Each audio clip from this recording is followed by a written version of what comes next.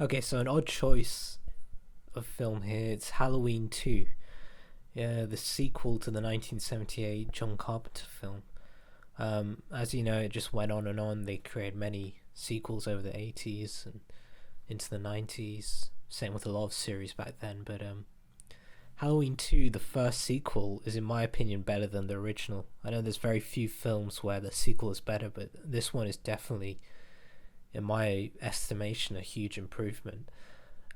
It probably got a bit of a muted response because the original has been, was such a monster hit. And to be fair, it's like the first official slasher film, talking about the 1978 film, and it was just so influential.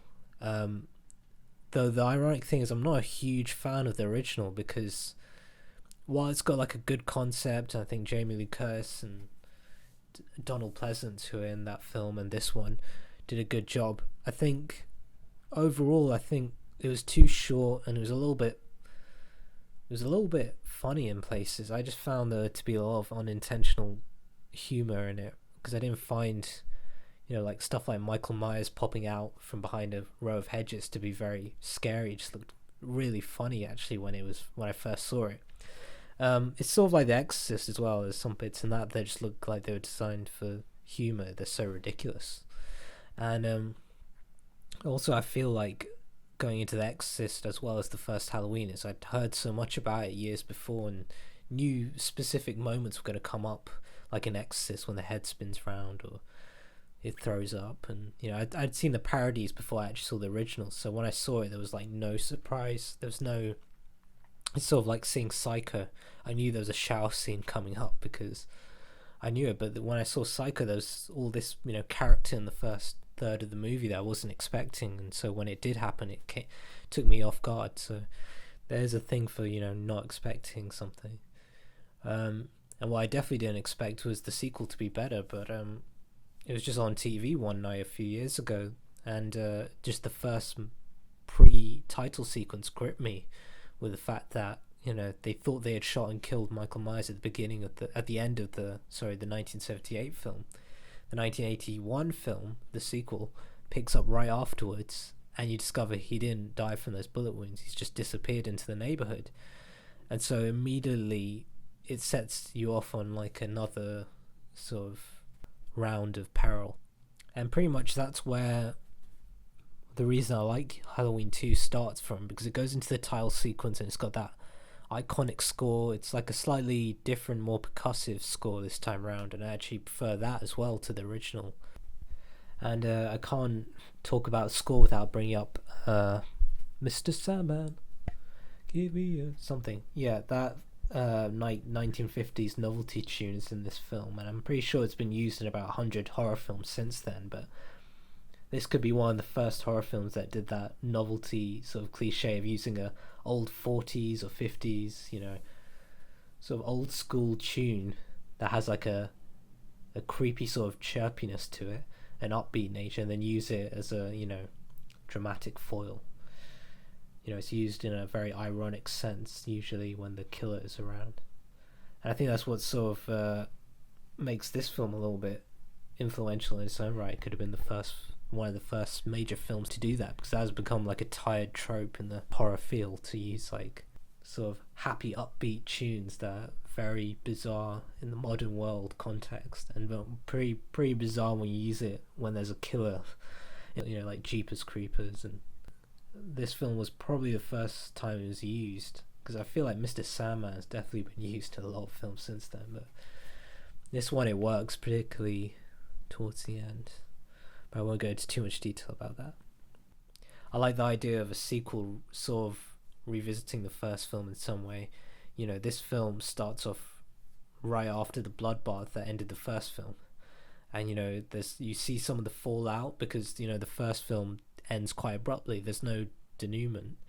It's like a ballsy move. It reminds me of like Back to the Future 2, where they go back to the climax of the first film and do all these sequences that mixes footage from the first and second film.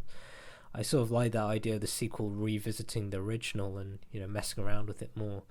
And so it really just continues on with the night, getting longer and longer pretty much, but you sort of believe that the events of the first film happen quite early in the evening, all these teenagers around, and this one takes off when it's like the night shift for hospital workers and stuff, and so it feels viable that Michael Myers would survive the gunshots and that other stuff was going on in the town that night. Jamie Lee Curtis as Laurie Strode is taken to the hospital, of course, at the beginning of the film, and it's sort of Michael Myers trying to kill his way to the hospital, and when he gets there, it's just full of these nerve-shredding sequences, and so it sort of feels like the second half of the night. There's no like convenient time lapses, there's no fade to blacks or next day sort of transitions. The tension just keeps going and going, and I sort of like a film like that because it just flows easily.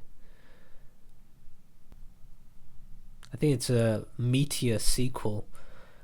I think that of like Scream 2 as well. There's just more of a film there. It's longer. There's more tense sequences. The first films in Scream and Halloween have to do a lot of backstory and character building.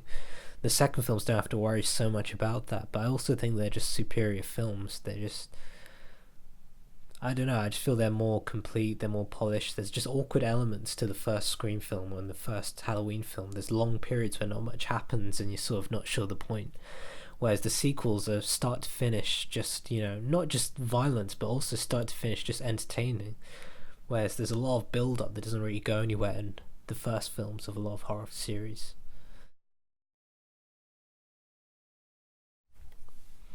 You sort of don't have the same slow dread of the first one, which I sort of miss, but I think I enjoy this one quite well. The Dr. Loomis character played by Donald Pleasence is still in this one as well.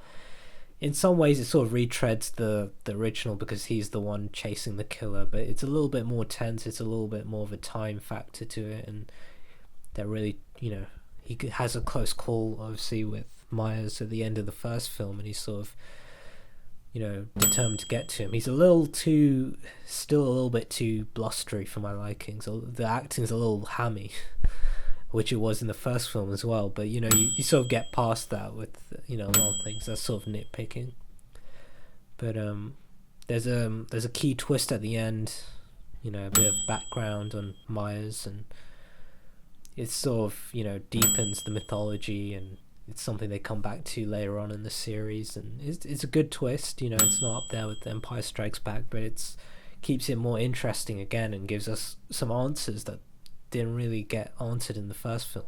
In fact, the first film feels a little lightweight, sort of, there's no real questions being asked either. It's just, you accept the premise and you just get on with it.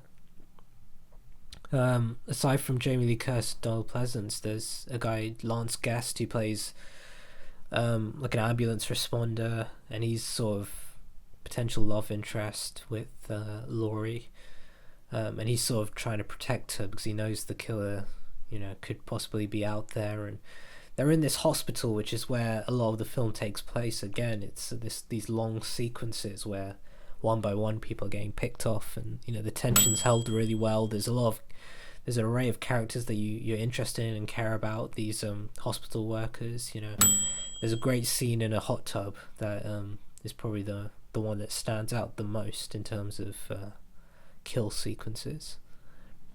It's not John Carpenter this time around, it's Rick Rosenthal, and he sort of makes up for the bit of the campiness of the first film.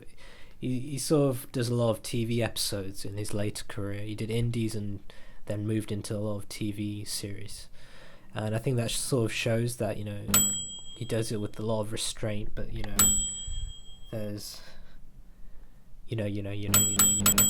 it's a little too murky and dark. It looks like a low definition copy, though that could just be mine, but it looks like the original footage was they're going for that grainy sort of dark, you can't see everything look, which sort of fits in actually. It probably subtly creates a bit of mood and atmosphere that I enjoyed. I think the script is probably the best thing about this. It's just it's quite lean and keeps the movie going, and it feels like this sequel has a purpose. It feels like it fulfills a lot of what the first film didn't. It just gives us a lot more characters and a lot more action. There are at times it sort of looks a little bit like a TV movie, particularly when it's just the cops trying to follow the killer around this neighborhood.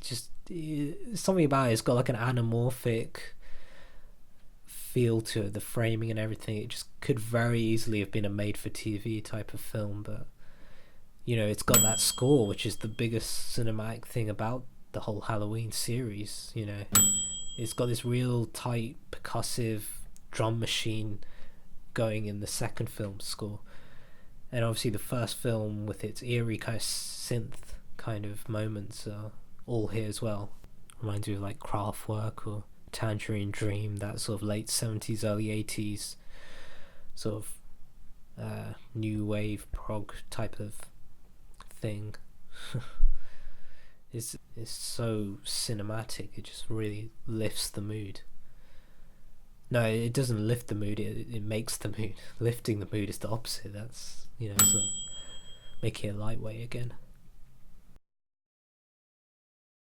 No, it really works, and that's still the biggest star, I think, is that John Carpenter score.